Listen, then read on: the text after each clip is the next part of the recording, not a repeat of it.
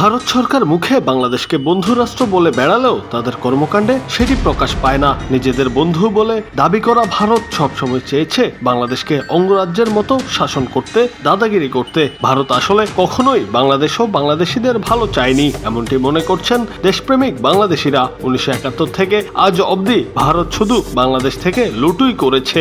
বাংলাদেশ মে जो कुछ भी हुआ है, মুক্তিযুদ্ধে জয়লাভ করার পর ভারতের সেনাবাহিনী এবং তাদের জনগণ নব্য বাংলাদেশে যেভাবে পেরেছে লুটপাট করেছে। সেই সময় সদ্য স্বাধীন বাংলাদেশ পাকিস্তানিদের কাছ থেকে যে অস্ত্র পেয়েছিল, সেই অস্ত্রগুলো ট্রাকে ভরে ভারতে নিয়ে গিয়েছিল। সেই সময় রাশিয়ান কয়েকটি SLR ছাড়া বাংলাদেশে আর কোনো অস্ত্র পাওয়া যায়নি, অথচ হাজার কোটি টাকার অস্ত্র সেই সময় আমাদের বাংলাদেশে থাকার কথা ছিল। কথাগুলো বলেছেন বিএনপির নেতা শামসুজ্জামান দুদু। পাকিস্তান ভারতের চিরশত্রু। অনেকের মতে মুক্তিযুদ্ধের সময় ভারত নিজেদের পিঠ বাঁচাতে, নিজেদের স্বার্থে বাংলাদেশ পাকিস্তান যুদ্ধে বাংলাদেশকে সাহায্য করেছিল। কারণ পাকিস্তান যদি বাংলাদেশ দখল করে নিত, সেটি ভারতের জন্য কল্যাণকর হতো না। ভারত পাকিস্তানের মধ্যে সীমান্ত সংঘাত নিয়ে উত্তেজনা থাকেই। সেখানে বাংলাদেশও যদি পাকিস্তানের অংশ হয়ে যেত, তাহলে ভারতের জন্য আরও বিপদ হতো।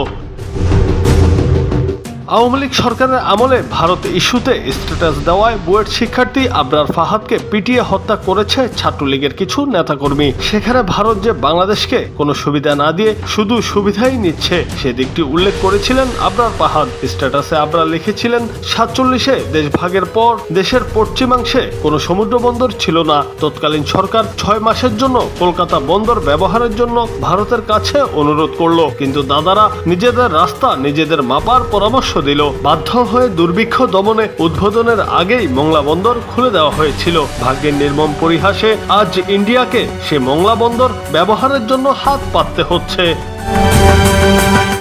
কাবেরী নদীর পানি ছাড়াছাড়ি নিয়ে কানাডি আর তামিলদের কামড়াকামড়ি কয়েক বছর আগে শিরোনাম হয়েছিল। যে দেশের এক রাজ্যই অন্যকে পানি দিতে চায় না, সেখানে আমরা বিনিময় ছাড়া দিনে 1.5 লাখ কিউবিক মিটার পানি দিব।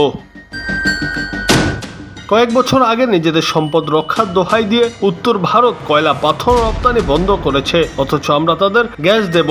যেখানে গ্যাসের অভাবে নিজেদের কারখানা বন্ধ করা লাগে, সেখানে নিজেদের সম্পদ দিয়ে বন্ধুর বাতি জ্বালাবো। তাছাড়া বাংলাদেশের ভূখণ্ডের ভেতর দিয়ে ভারতীয় রেল চলাচলেও অনুমোদন নিয়েছিল তারা। এ নিয়ে ভারতের নয়াদিল্লিতে শেখ হাসিনা ও মোদির মধ্যে বৈঠকও হয়।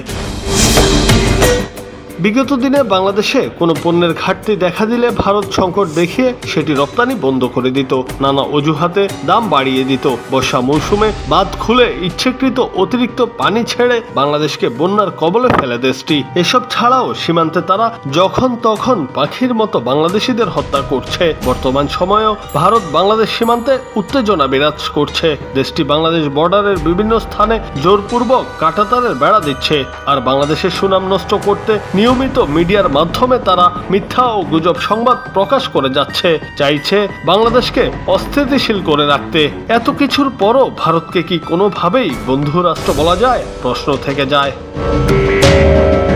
জুনায়েদ আহমেদ, বাংলা টিভি।